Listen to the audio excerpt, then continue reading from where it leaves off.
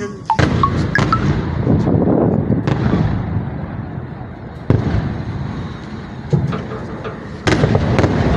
زلمه خش.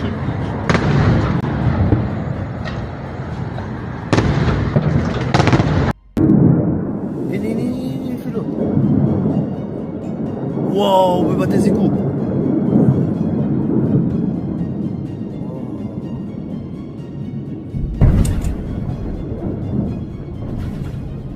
Oh, berbatas siku kaki.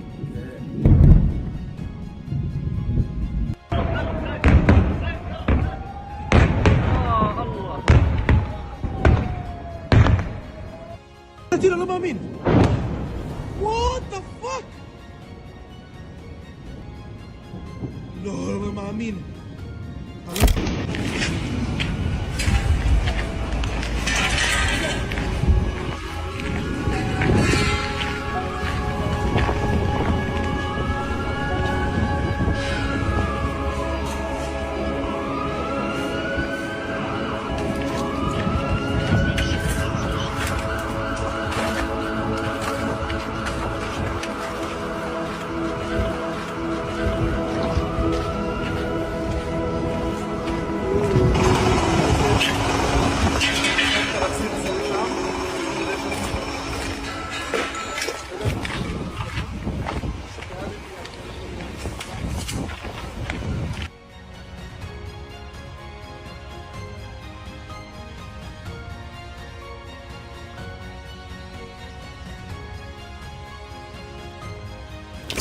Perang selama 12 hari antara Iran dan Israel memang telah berakhir secara resmi melalui gencatan senjata. Namun situasi di balik layar jauh dari kata damai. Justru setelah senjata berhenti meletus, ketegangan bergeser ke medan yang lebih tersembunyi. Spionase, sabotase, dan perang informasi. Iran mengklaim keluar sebagai pihak yang menang, tak hanya karena berhasil bertahan dari serangan udara skala besar yang dilancarkan Israel dengan dukungan Amerika Serikat.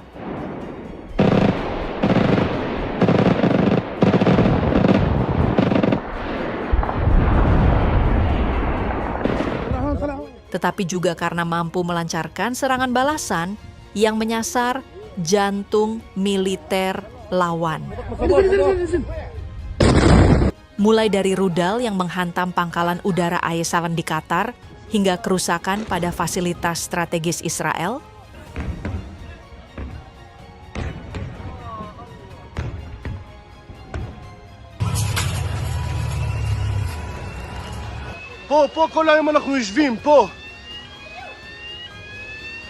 semua dianggap sebagai bukti bahwa Republik Islam mampu mengubah posisi dari bertahan menjadi menyerang secara efektif. Namun, konflik ini ternyata tidak hanya berkutat di langit dan tanah. Iran juga menghadapi perang diam-diam yang tak kalah berbahaya di dalam negeri. Pemerintah mengumumkan telah menangkap sekitar 700 individu yang dituduh bekerja untuk Badan Intelijen Israel, Mossad. Para tersangka diduga terlibat dalam jaringan mata-mata dan operasi sabotase yang tersebar di berbagai provinsi penting. Sebagian dari mereka bahkan diduga menjalankan misi-misi rahasia untuk melemahkan stabilitas nasional selama konflik berlangsung. Tak berhenti di sana, Kementerian Intelijen Iran memperingatkan bahwa meskipun perang fisik telah berakhir, ancaman dari dalam negeri masih berlanjut. Salah satu taktik baru yang digunakan, menurut pihak berwenang, adalah kampanye telepon massal yang menyasar warga Iran. Aksi ini diduga sebagai bagian dari upaya pengumpulan data, spionase, serta penyebaran disinformasi yang ditujukan untuk memecah persatuan nasional. Kampanye ini dilaporkan terjadi serentak dengan penyebaran berita-berita palsu yang sengaja didesain untuk menciptakan keresahan publik. Dalam hal ini, Israel juga memanfaatkan gangster lokal Gaza.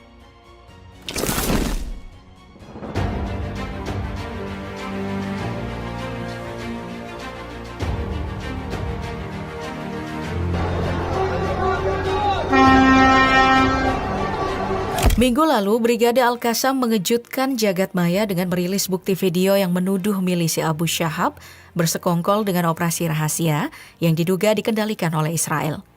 Dalam cuplikan penuh ketegangan itu, pasukan Yasser terlihat menyusup berdampingan dengan unit penyamaran Israel menyerang warga Palestina tak berdaya di Rafah. Guncangan tak berhenti di situ. Keluarga terpandang Abu Shahab di Gaza langsung bersuara keras. Pengkhianatan ini takkan dibiarkan. Para tetua dan pemimpin klan mengutuk aksi kolaborasi itu sebagai noda memalukan. Sebuah keputusan pahit namun mutlak harus diambil untuk menjaga kehormatan keluarga. وإن الأيام ستحمل المزيد من دلائل هذا الفشل والإخفاقات الكبيرة. Sejak akhir tahun 2024, Popular Forces mulai terekam aktif dan bahkan pernah mengusir pasukan Hamas dari Rafah Timur. Namun keberhasilan ini dibayang-bayangi tuduhan penjarahan truk bantuan PBB, menyulut kritik keras dari lembaga kemanusiaan internasional. Menurut European Council on Foreign Relations, kelompok ini mengerahkan beberapa ratus anggota yang mayoritas terdiri dari kerabat dekat klan Abu Shahab. Sementara itu, dunia internasional meledak dalam kecaman. Dukungan Israel terhadap geng kriminal bersenjata di Gaza demi menumpas Hamas dipandang sebagai bukti kebiadaban berkelanjutan. Mereka menilai ini sebagai sinyal bahwa Israel rela menempuh segala cara untuk menebar derita di Gaza, menciptakan siklus kekerasan yang tak kunjung padam. Sementara itu, Perdana Menteri Benjamin Netanyahu secara terbuka mengakui bahwa Israel pernah memberikan dukungan, termasuk persenjataan, kepada sebuah geng bersenjata yang berbasis di jalur Gaza. Menurutnya, langkah ini sejalan dengan rekomendasi intelijen keamanan Israel untuk melemahkan kekuatan Hamas dan justru dipandang strategis dalam pertempuran politik dan militer. Geng kriminal militan ini dikenal dengan nama Popular Forces, dipimpin oleh sosok Yasser Abu Shahab. Menariknya, kelompok tersebut sempat mengklaim mendapat dukungan otoritas Palestina, meski hingga kini belum ada verifikasi independen yang mengonfirmasi klaim itu. Dugaan muncul bahwa aktor asing termasuk Abu Dhabi berperan dalam membiayai dan mempersenjatai kelompok ini dengan tujuan memecah belah perlawanan Palestina dan menjaga pengaruh mereka di Gaza. Desas-desus terbaru menguak bahwa kebangkitan Yasser Abu Shahab bukanlah kebetulan, melainkan bagian dari operasi bayangan yang dikawal ketat oleh lingkar dalam Netanyahu. Jurnalis Israel Baruch Yadid bahkan menegaskan adanya dukungan finansial, pelatihan dan fasilitas rehabilitasi yang menurut jejak laporan datang dari Uni Emirat Arab untuk menguatkan milisi ini sebagai pion dalam permainan kekuasaan pasca konflik Gaza. Bayangkan, di balik gemerincing peluru dan debu reruntuhan, ada skema lintas negara yang menyulap geng jalanan menjadi pasukan terlatih anti-Hamas. Meski semua tudingan ini masih sebatas investigasi, tiadanya bantahan resmi justru memperkuat aura misteri dan memancing imajinasi publik semakin liar. Dengan demikian, Abu Shahab kini berdiri di persimpangan kepentingan global antara ambisi politik Netanyahu dan intrik finansial Abu Dhabi, menjadi simbol betapa rumitnya perang proksi di jantung Timur Tengah. Seiring melemahnya cengkraman Hamas dan runtuhnya struktur kepolisian lokal, muncul pula geng-geng pencuri bantuan kemanusiaan, mulai dari merampas truk PBB hingga menjual barang-barang subsidi. Di tengah kekacauan itu, Abu Shahab mengklaim bahwa Popular Forces lahir dari keprihatinan warga sipil yang putus asa. Dalam wawancara dengan salah satu media, ia menegaskan bahwa kelompoknya berdiri atas dasar sukarela untuk menjaga agar bantuan tetap sampai di tangan yang berhak, menangkis penjarahan dan potensi korupsi. Di balik klaim kemanusiaan tersebut ada kabar bahwa Israel diam-diam memasok senjata ke milisi ini sebagai bagian dari strategi melemahkan Hamas. Meski detail jenis persenjataan sengaja dirahasiakan, dalam video beredar terlihat Ghassan Al-Dahini, tangan kanan Abu Shahab, memegang senapan Kalashnikov baru sambil mengenakan perlengkapan militer lengkap. Yang lebih mengejutkan lagi, rekaman itu menampilkan kendaraan berplat nomor Emirat, seolah menandakan adanya jaringan proksi yang lebih luas. Lebih dari 300 pasukan Popular Forces di bawah komando Abu Shahab kini menguasai Rafah Timur, sebuah kekuatan yang nyaris tak terekspos sampai dukungan Israel ke mereka terkuak pada Juni 2025. Padahal, sejak serangan besar-besaran di Rafah pada Mei 2024, Milisi ini sudah bergerak dengan gesit, bahkan mengklaim telah membersihkan jejak pasukan Hamas di wilayah itu. Walau menolak bersekutu dengan Hamas, catatan gelap mereka tak kalah suram. Beberapa anggota tercatat meluncurkan roket ke wilayah Israel, sementara hubungan gelap dengan sel-sel ISIS terkuak lewat kabar salah satu komandan, Issam Nabahin, pria berusia 33 tahun yang dulu berperang dalam pemberontakan Sinai. Diputus hukuman mati pada 2023, Nabahin justru lolos dari jeruji besi dan kini kembali beraksi di Gaza Selatan. Tak hanya itu, sosok Ghassan al-Daini, putra petempur ISIS yang tewas dibantai Hamas, juga muncul sebagai tokoh kunci, bahkan ikut ambil bagian dalam penculikan tentara IDF Gilad Shalit. Dengan jejak pertempuran yang membentang dari Sinai hingga Rafah, Popular Forces menegaskan diri sebagai fenomena proxy war yang tidak bisa diabaikan. Lebih jauh, jejak Abu Shahab bermula dari geng kriminal kecil yang berkecimpung dalam penyelundupan narkoba dan perdagangan senjata. Awalnya tidak terorganisir, mereka lalu bertransformasi menjadi Popular Forces yang kini menjadi salah satu aktor ambigu dalam pusaran konflik Gaza. Yasser Abu Shahab, pemimpin kelompok Popular Forces, berasal dari klan Badui Tarabin dan kini berusia mendekati 30-an. Pada 7 Oktober 2023, ia sempat mendekam di penjara yang dikelola Hamas di Gaza setelah dituduh terlibat perdagangan narkoba.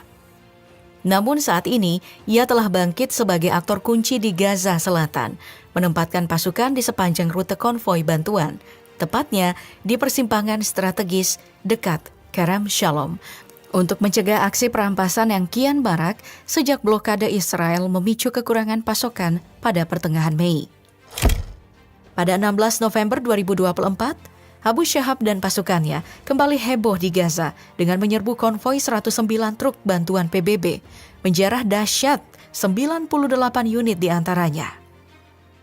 Menurut sang pemimpin, aksi itu bukan sekadar penjarahan, melainkan upaya memastikan bantuan sampai ke tangan warga yang benar-benar membutuhkan. Dalam wawancara eksklusif, Abu Shahab mengklaim pihaknya mengamankan pasokan pangan agar keluarga dan tetangga mereka tidak kelaparan. Malah menuding Hamas sebagai dalang pencurian terbanyak. Beberapa hari kemudian, tepatnya 25 November 2024, balasan berdarah datang dari Hamas.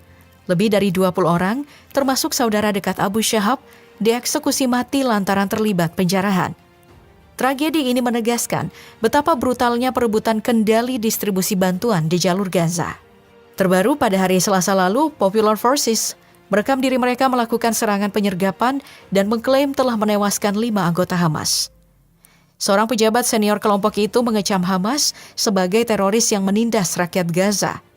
Mereka harus dilumpuhkan, tegasnya, menandai fase baru dalam duel berdarah antara dua kekuatan bayangan di Gaza. Sementara Iran berusaha memulihkan stabilitas internal, muncul pula dugaan baru yang memantik kemarahan lebih luas. Media lokal mengungkap bahwa Israel mungkin telah menggunakan amunisi uranium terkuras dalam serangan ke sejumlah fasilitas penting Iran. Hasil uji awal menemukan jejak uranium di beberapa lokasi, meskipun investigasi resmi masih berjalan. Jika terbukti, penggunaan senjata ini akan menambah daftar panjang pelanggaran hukum internasional dalam konflik yang telah berlangsung. Di tengah semua ini, tekanan juga datang dari luar. Amerika Serikat tidak hanya mendukung Israel secara politik, tetapi juga turun langsung ke medan perang. Serangan udara Alesiasan menargetkan situs-situs nuklir Iran di beberapa wilayah penting, memicu balasan dari Teheran dengan meluncurkan rudal ke fasilitas militer ASS. Allah yahfazna, Allah yahfazna, Allah yahfazna.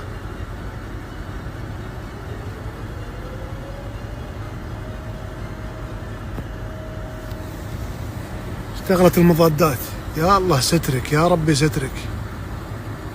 شوف الصاروخ جاء، شو المضاد؟ عطى فرد.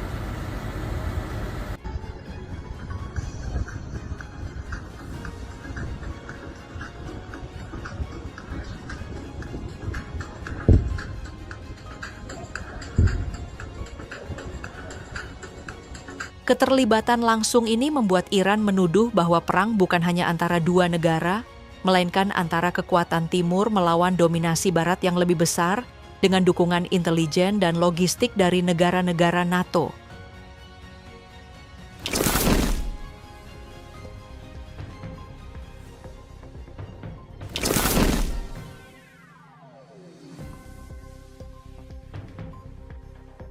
Dan ini bukan sekadar serangan udara, ini pertunjukan ilusi berskala global. Amerika memulai operasi Midnight Hammer dengan satu langkah kunci, tiupan besar-besaran. Sebuah armada B-2 Spirit diterbangkan ke arah barat menuju pangkalan militer Amerika Serikat di Guam. Media global pun segera menggila. Analis militer berspekulasi Guam akan jadi pusat operasi. Dunia mengarahkan matanya ke sana. Tapi semua itu hanyalah bayangan. Di sisi lain, armada penyerang utama melintas senyap di bawah radar. Dengan formasi rahasia dan radar senyap, 125 pesawat diterjunkan. Termasuk di dalamnya, 7 pesawat pengebom siluman B-2 Spirit dalam misi penerbangan tempur terpanjang dan terbesar dalam sejarah pesawat siluman Amerika. 3 lokasi utama dihantam. Fordow, situs pengayaan uranium paling tersembunyi dan diperkuat di dunia. Natanz, simbol kekuatan nuklir sipil Iran. Dan Isfahan, pusat teknologi dan riset nuklir strategis. Bom GBU-57 si penghancur bunker dijatuhkan dengan presisi, begitu juga dengan rudal Tomahawk. Amerika mengklaim sukses besar, situs hancur total. Citra satelit mendukung, menunjukkan lubang tumbukan GBU-57 di Fordow dan di Natanz, bangunan yang hancur di Isfahan. Tapi, Iran justru menyebut fasilitas yang tetap berdiri, menegaskan kalau tidak ada kerusakan berarti. Bahkan, citra satelit justru menunjukkan adanya truk-truk logistik keluar dari Fordow sebelum serangan terjadi, menguatkan dugaan bahwa uranium telah dipindahkan. Laporan intelijen independen menguatkan tidak ada kerusakan fatal di fasilitas inti. Lalu publik bertanya-tanya, apa yang sebenarnya dihancurkan oleh Amerika? Nuklir Iran? Atau hanya kebenaran itu sendiri?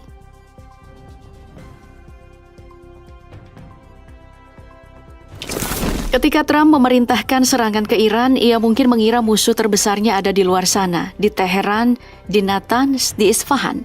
Tapi yang Trump lupa, kadang ledakan paling mematikan itu justru lahir dari dalam rumah sendiri.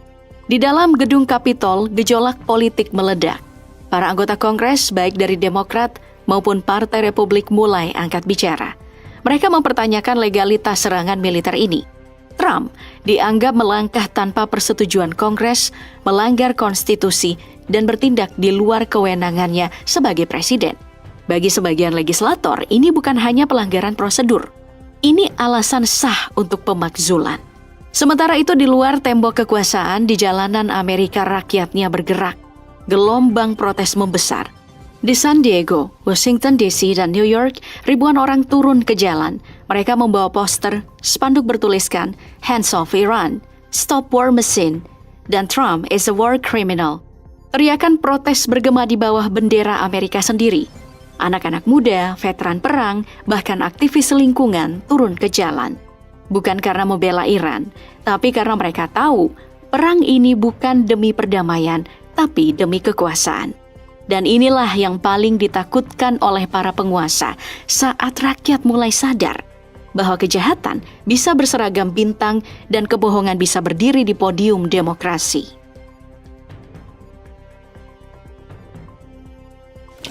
Di saat dunia memperdebatkan nuklir Iran, bencana kemanusiaan terbesar abad ini justru terjadi di Gaza. Sejak akhir Mei 2025, distribusi bantuan pangan oleh Gaza Humanitarian Foundation, lembaga yang disetujui Israel dan didukung Amerika, justru berubah menjadi perangkap mematikan. Ribuan warga Gaza, kelaparan dan putus asa, berkumpul setiap hari untuk mendapatkan tepung dan makanan kaleng. Tapi yang mereka terima bukanlah harapan melainkan peluru. Sejak Gaza Humanitarian Foundation mulai beroperasi tanggal 26 Mei, lebih dari 400 warga tewas dan ribuan lainnya terluka. Tembakan tank, peluru senapan, bahkan serangan udara dilaporkan menghantam warga yang sedang antri bantuan. Dunia menyebutnya Hunger Games Gaza. Bukan karena permainan, tapi karena warga Gaza dipaksa bertaruh nyawa demi sekarung gandum di area terbuka tanpa adanya perlindungan sambil diawasi oleh moncong senapan Israel. Ironisnya, semua ini didanai oleh uang yang mengalir dari Washington. Sejak konflik memuncak, Amerika telah menghabiskan 22 miliar dolar untuk mendanai militer Israel yang sama saja dengan mendanai kekerasan dan kelaparan.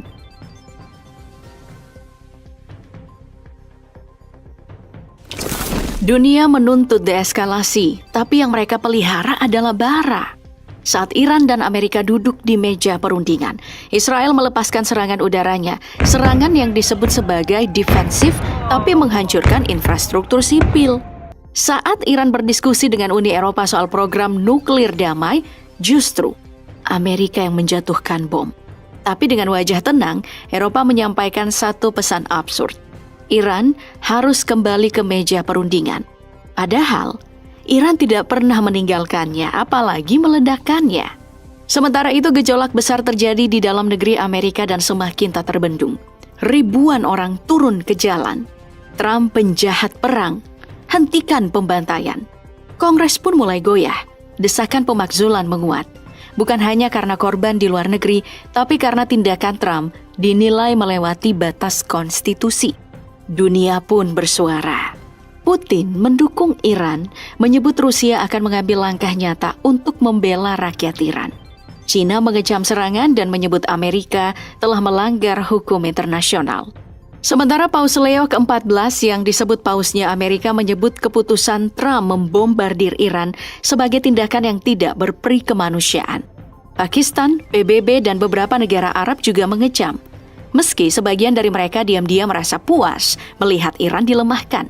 Iran yang kuat selama ini menjadi ancaman ideologis dan geopolitik di Timur Tengah. Sekarang, Iran direduksi, dan mereka bisa bernafas lega untuk sementara. Lalu, Uni Eropa? Mereka memainkan dua wajah. Mereka menyerukan deeskalasi, tapi menyatakan dukungan pada keamanan Israel. Hanya Israel. Seolah negara lain itu tidak punya hak untuk merasa aman. Nah, yang paling mengejutkan, pernyataan dari mantan Presiden Rusia Dmitry Medvedev, ia menyiratkan jika tekanan terhadap Iran tidak dihentikan, akan ada negara yang siap memasok Iran dengan hulu ledak nuklir. Bukan untuk menyerang, tapi sebagai peringatan keras. Dunia harus berhenti mempermainkan negara yang selama ini memilih jalan bersabar.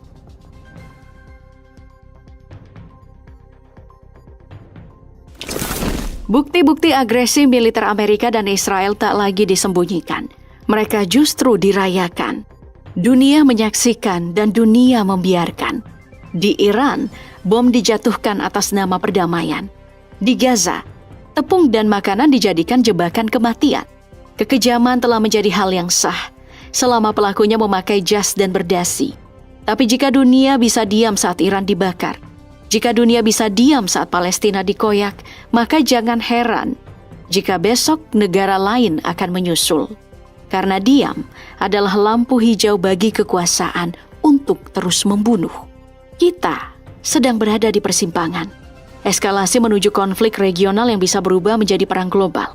Atau deeskalasi dengan syarat yang jelas, hentikan pendanaan perang, hentikan kebohongan diplomasi, dan hentikan kebisuan. Dunia tak butuh lebih banyak rudal. Dunia butuh keberanian untuk menyebut ini apa adanya. Kolonialisme gaya baru. Dan mereka yang melawan bukan ancaman. Mereka adalah peringatan.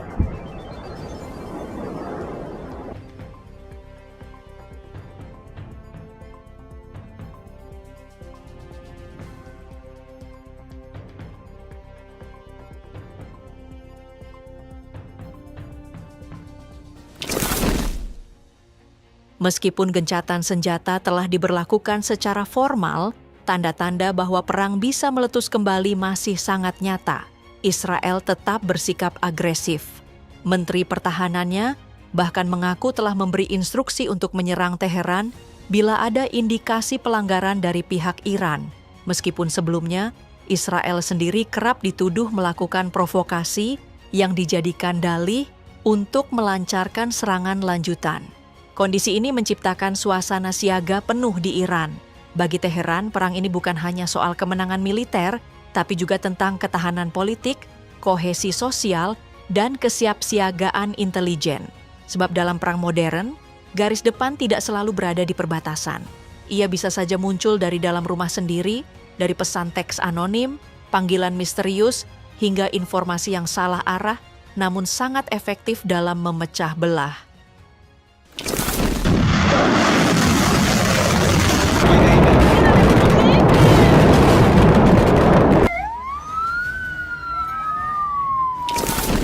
Dan yang meledak setelahnya adalah jantung strategi masing-masing negara. Tapi, serangan bukan cuma datang dari langit. Di dunia tanpa batas, Iran membalas lewat jalur yang jauh lebih sunyi, tapi tak kalah mematikan. Dunia maya. Beberapa hari setelah sistem-sistem penting lumpuh oleh serangan cyber misterius, Iran menjawab. 2 hari berturut-turut, jantung cyber Israel dibakar secara harfiah. Taman teknologi Gaviam di Beersheba, tempat berkumpul perusahaan-perusahaan cyber elit dan simpul strategis operasi digital Israel, jadi sasaran utama. Bangunan ini rusak berat, api menyala hebat, dan sinyalnya jelas. Iran tahu kemana harus menghantam. Tapi Iran tidak berhenti di situ. Mereka meretas ratusan kamera keamanan, baik milik pemerintah maupun swasta di seluruh Israel. Kamera yang dulu hanya merekam jalan dan toko, kini berubah jadi mata-mata. Iran menggunakannya untuk memantau efek serangan rudal, mengamati pergerakan pasukan, bahkan mengintai lokasi-lokasi sensitif yang tak terpantau satelit. Di saat dunia cyber kacau, dunia nyata ikut berguncang. Rudal telah diluncurkan dari Iran, membidik infrastruktur militer dan pangkalan cadangan. Dan dari arah selatan, kelompok Houthi di Yaman ikut menembakkan drone ke target-target Israel. Seakan konflik ini bukan lagi 2 arah, tapi mulai bercabang ke segala penjuru. Apa yang awalnya terlihat sebagai aksi balasan, perlahan-lahan menunjukkan tanda ini bukan hanya respons, ini bagian dari rencana. Dan rencana itu tampaknya belum selesai. Serangan ke situs nuklir Iran tak dilakukan sendirian. Di balik presisi itu ada Amerika. 3 lokasi disasar, Fordow, Natanz, dan Isfahan. 5 hingga 6 bom penghancur bunker dari B2 Spirit menghantam Fordow yang terkubur jauh di bawah tanah. Sementara Natanz dan Isfahan diserbu 30 rudal Tomahawk dari kapal selam Amerika Serikat. Ini bukan lagi dukungan pasif. Amerika kini muncul dalam bentuk nyata dan mematikan. Pertanyaannya, sampai di mana keterlibatan ini akan berhenti? Atau memang tak pernah ada niat untuk berhenti sejenak? Dan benar saja, balasan pun datang. Bukan sekadar mengirim rudal, mereka memilih target yang berarti. Di kota Qom, Iran Tengah, sebuah kapal intelijen diserang. Kapal yang diyakini jadi pusat kendali pengawasan digital itu tak lagi bisa digunakan. Di Bandar Abbas, depot senjata meledak. Tak jauh dari sana, sebuah blok apartemen runtuh. Seorang komandan pasukan Quds sayap operasi luar negeri Garda Revolusi dilaporkan tewas. Lalu di Khoramabad, Iran Barat, 5 anggota Garda Revolusi jatuh. Serangan ini telah menyasar jantung pertahanan dan simbol kekuasaan. Di Isfahan, untuk kedua kalinya situs nuklir di kota ini dihantam. Serangan ini bukan cuma mengguncang tanah, tapi juga kepercayaan publik. Ketika situs nuklir mulai diserang, dunia tahu ini bukan lagi permainan. Israel menunjukkan satu hal, mereka tahu kemana harus menghantam dan kapan harus membuat lawan gemetar. Tapi setiap serangan itu punya harga. Dan setiap nyawa yang hilang hanya membuat lingkaran balas dendam ini makin sulit dihentikan. Tak butuh waktu lama, hanya 1 jam setelah situs-situs nuklirnya dihantam, Iran pun membalas. Lebih dari 40 rudal ditembakkan ke wilayah utara dan tengah Israel. Ledakan menghantam kota-kota besar. Sirene meraung, langit memerah. Sedikitnya 86 orang terluka, beberapa kritis. Ini bukan sekadar reaksi emosional, ini adalah respon yang sudah disiapkan. Seolah Iran ingin menunjukkan, kalian menyerang fondasi kami akan mengguncang kota-kota kalian. Dan dalam setiap dentuman, terasa satu hal yang makin jelas. Tak ada niat untuk meredam. Yang ada, hanya saling menaikkan taruhan. Tekanan terus menghimpit. Israel mulai kehabisan stok pencegat. Sensor tak lagi setajam di awal. Rudal Iran menembus lebih dalam. Dalam kondisi terdesak, Israel kembali merapat ke Amerika, bukan sebagai sekutu, tapi sebagai tameng. Tapi, langkah ini justru memicu gelombang reaksi dari seluruh penjuru dunia. Rusia yang punya kepentingan langsung dengan proyek nuklir Iran tak akan tinggal diam. Setelah pertemuan Menlu Iran dengan Putin, banyak yang yakin Rusia sedang menyiapkan respon dan bukan yang ringan. Sementara di Laut Merah, juru bicara militer Houthi Yahya Syari memperingatkan, kapal ataupun kapal perang Amerika akan jadi target jika terus ikut campur. China mengutuk keterlibatan militer Amerika. Mereka menyerukan gencatan senjata dan mendorong perundingan sebagai jalan keluar. Di sisi lain, dunia Muslim bergerak. Oki akan menggelar sidang khusus di Turki atas permintaan Iran. Presiden Erdogan bahkan menyebut Netanyahu lebih buruk daripada Hitler. Sebuah pernyataan yang mengguncang diplomasi internasional. Ia mendesak dunia menghentikan agresi sebelum semuanya terlambat. Konflik ini tak lagi milik dua negara. Dunia mulai ikut terbakar, dan tak ada yang bisa memastikan seberapa jauh apinya akan menjalar. Di balik angka dan strategi, korban pun terus bertambah. Di Iran setidaknya 430 orang tewas dan lebih dari 3.500 lainnya terluka sejak konflik ini pecah. Sementara di Israel, 21 orang meninggal dan 590 luka-luka. Angka-angka ini bukan statistik. Mereka punya nama, punya rumah, dan cerita yang terputus di tengah ledakan. Dampaknya juga tak main-main. Israel menghantam fasilitas nuklir dan militer, depot gas, kilang minyak, hingga kantor penyiaran pemerintah Iran. Sementara Iran membalas dengan merusak titik-titik vital di Israel. Pelabuhan Haifa, kompleks militer dan infrastruktur cyber yang selama ini jadi andalan. Ratusan warga Israel ketakutan menyeberang ke Siprus. Bukan cuma bangunan yang runtuh, tapi juga rasa aman. Inilah harga nyata dari konflik terbuka. Kehancuran yang tak lagi mengenal batas dan luka yang belum tahu kapan akan berhenti berdarah. Sekarang, dunia berdiri di persimpangan. Jika satu langkah saja meleset, konflik ini bisa berubah menjadi perang besar yang melibatkan kekuatan dunia. Eskalasi masih sangat mungkin. Jika Amerika terus terlibat aktif dan Rusia merasa proyek nuklirnya terancam, konfrontasi langsung bisa terjadi. Laut Merah, Suriah, bahkan Lebanon bisa jadi front baru. Iran punya sekutu di banyak tempat, dan Israel akan semakin bergantung pada Barat. Tapi di sisi lain, peluang deeskalasi belum sepenuhnya tertutup. China dan Turki menyerukan diplomasi. Sidang Oki mungkin menjadi pintu kecil menuju gencatan senjata, setidaknya sementara. Semua tergantung siapa yang bersedia mundur selangkah tanpa dianggap kalah. Dan dalam konflik yang dibangun dari ego dan dendam, itulah yang paling sulit dilakukan. Pertanyaannya, siapa yang akan menahan diri lebih dulu sebelum semuanya terlalu terlambat? Apa yang terjadi dalam 12 hari kemarin telah membentuk babak baru dalam ketegangan regional. Dan meski peluru telah berhenti, medan konflik tetap hidup di udara, di jaringan, di benak rakyat, dan di meja-meja strategis para pemimpin dunia.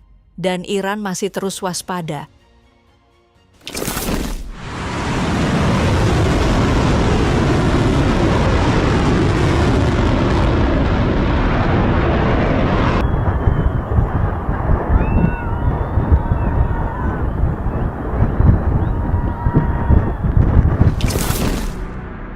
Lebih mengkhawatirkan lagi, Iran kini mulai mengerahkan jenis rudal dan bom baru.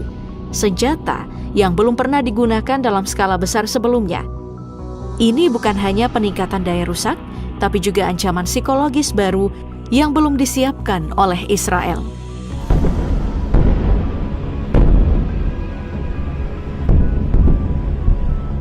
Langit Tel Aviv baru saja berubah. Bukan jadi tempat perlindungan, tapi jadi sumber teror. Untuk pertama kalinya sejak perang meletus, Iran mengerahkan Shahab 3, rudal balistik kelas menengah yang tak dirancang untuk menghancurkan satu bangunan, melainkan mengguncang seluruh kota. Rudal ini bukan main. Jarak jangkauannya 1.300 km dan yang dibawanya bukan satu hulu ledak, tapi ribuan. Lebih dari 1.400 sub munisi dilepaskan di langit, tepat di atas jantung Tel Aviv. Tapi yang paling menakutkan, rudal ini tidak meledak saat menyentuh tanah. Ia berhenti, lalu meledak di udara, di ketinggian 2-5 km. Dan dari sana, neraka turun perlahan. Mobil-mobil terbakar, bangunan retak, sistem listrik lumpuh. Alarm pun berbunyi tanpa henti. Bukan karena rudalnya mematikan, tapi karena efeknya menghancurkan ketenangan. Shahab 3 tidak dirancang untuk menghabisi, tapi untuk mengacaukan. Dan yang membuat semuanya lebih buruk, Israel tak punya pertahanan yang bisa menanganinya. Arrow 3 dirancang untuk satu hulu ledak besar. Ia gagal. Iron Dome hanya efektif untuk rudal berjalur pendek dan terukur, tidak cukup cepat dan tidak cukup banyak. Dan sekarang Israel sadar, mereka menghadapi senjata yang tak pernah mereka prediksi. Bukan karena kecepatan, tapi karena cara rudal ini membuat seluruh negeri hidup dalam ketakutan. Shahab 3 ini adalah pesan, bukan tentang seberapa banyak yang bisa dihancurkan, tapi seberapa besar rasa aman bisa dilucuti. Dan Israel sedang kehilangan rasa aman itu detik demi detik.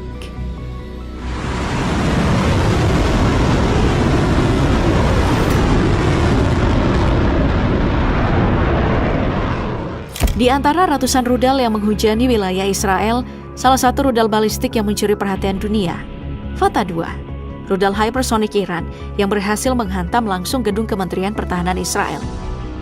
Serangan ini jadi momen genting, menegaskan keunggulan teknologi rudal Iran dalam medan tempur modern. Fatah 2 adalah rudal balistik jarak menengah dengan hypersonic maneuverable glide vehicle. Mampu melesat di kecepatan Mach 13 hingga 14. Dengan jangkauan antara 1.400 hingga 2.000 km, rudal ini membuat sistem pertahanan Israel benar-benar kewalahan dan terkejut. Senjata ini dirancang untuk menargetkan sistem pertahanan musuh secara langsung. Dilengkapi nozzle sekunder yang bisa digerakkan dan didukung oleh propelan padat yang meningkatkan manuver baik di dalam maupun di luar atmosfer. Dan berkat teknologi HGV, Fatah 2 mampu mengubah lintasan secara aktif hingga saat terakhir sebelum menghantam. Dengan presisi tinggi, rudal ini menyasar fasilitas strategis seperti pangkalan udara, pusat komando, dan instalasi militer kunci. Dilengkapi sistem pemandu berbasis satelit dan sensor internal, akurasinya menjadikannya mimpi buruk bagi radar konvensional. Keunggulan lainnya terletak pada solid fuel stage dan glide vehicle berbahan bakar khusus yang menjadikan waktu peluncurannya lebih cepat daripada rudal berbahan bakar cair. Hal ini memberikan keunggulan taktis luar biasa di medan perang, terutama dalam menghadapi serangan balik yang mendadak.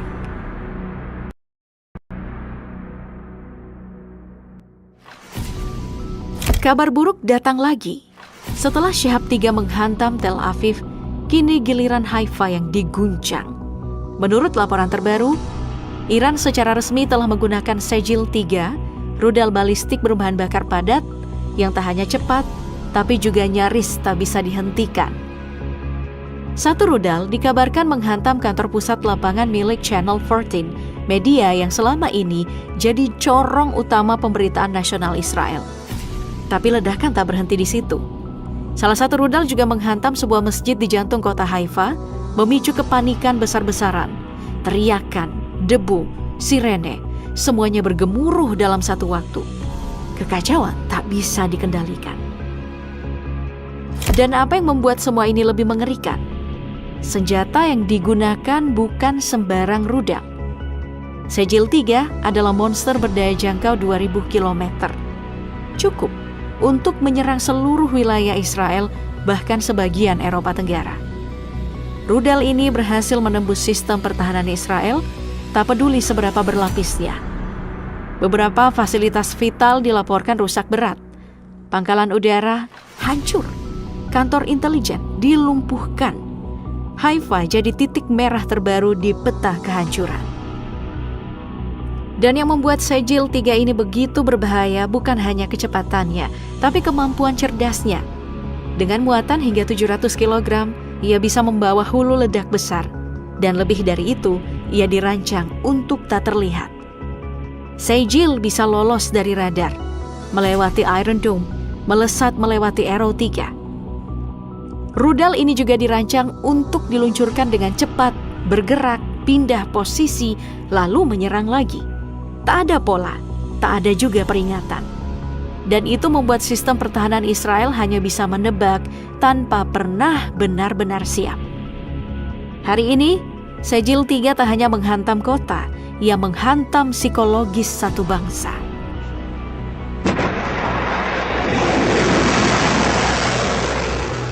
Tanggal 18 Juni menjadi saksi bisu sebuah lonceng peringatan yang memekakkan telinga. Korps Garda Revolusi Iran secara terbuka mengumumkan peluncuran Fatah 1, rudal balistik hypersonik kebanggaan mereka yang menghantam sejumlah target strategis di Israel dengan presisi mengerikan. Ini bukan sekadar peluncuran senjata, ini adalah unjuk kekuatan terang-terangan.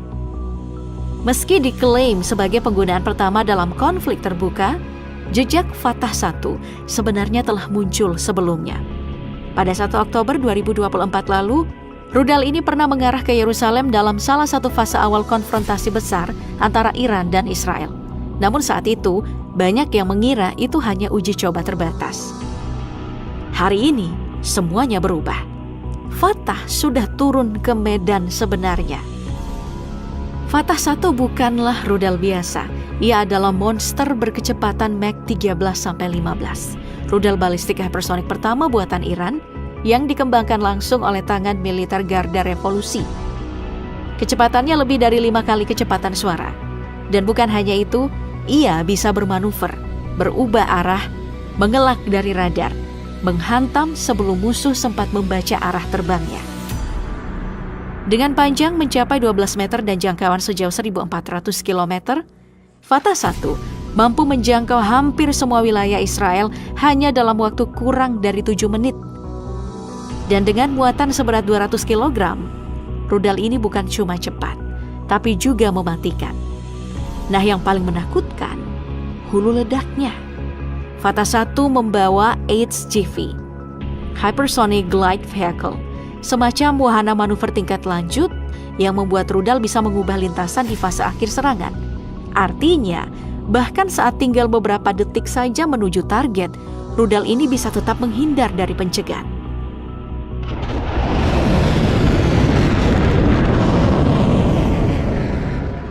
Di tengah derasnya hujan rudal yang tak kunjung berhenti, detik demi detik berubah menjadi mimpi buruk bagi warga Israel. Suara sirene dan ledakan terus menggema dan kepanikan kini menjadi bagian dari kehidupan sehari-hari. Sebanyak 8.100 warga Israel telah mengungsi, mencari perlindungan dari ancaman yang terus menghantui langit mereka. Serangan tanpa henti dari Iran telah menghancurkan lebih dari 25.000 bangunan, mengubah banyak kota menjadi puing-puing. Dana kompensasi Israel bahkan mencatat lebih dari 25.000 pengaduan resmi, masing-masing menceritakan kerusakan rumah, kantor, hingga fasilitas umum yang hancur lebur. Gambaran ini menunjukkan skala kerusakan yang belum pernah dialami dalam sejarah modern Israel. Yang lebih menyesakan, warga Israel kini seperti terjebak di dalam negeri mereka sendiri. Pemerintah mengeluarkan larangan bepergian ke luar negeri, membatasi pergerakan warga dengan alasan keamanan ekstrim. Bandara Internasional Ben Gurion pun ditutup hingga waktu yang belum ditentukan, membuat jutaan orang merasa terisolasi di tengah situasi genting. Sementara itu, sistem pertahanan udara Israel terus melemah. Laporan dari media internasional mengutip peringatan pejabat Amerika Serikat yang menyebut, jika Iran terus menggempur, Israel bisa kehabisan stok rudal Arrow 3 dalam waktu dekat. Dan tanpa sistem pertahanan yang memadai, satu rudal saja bisa mengubah satu kota menjadi abu.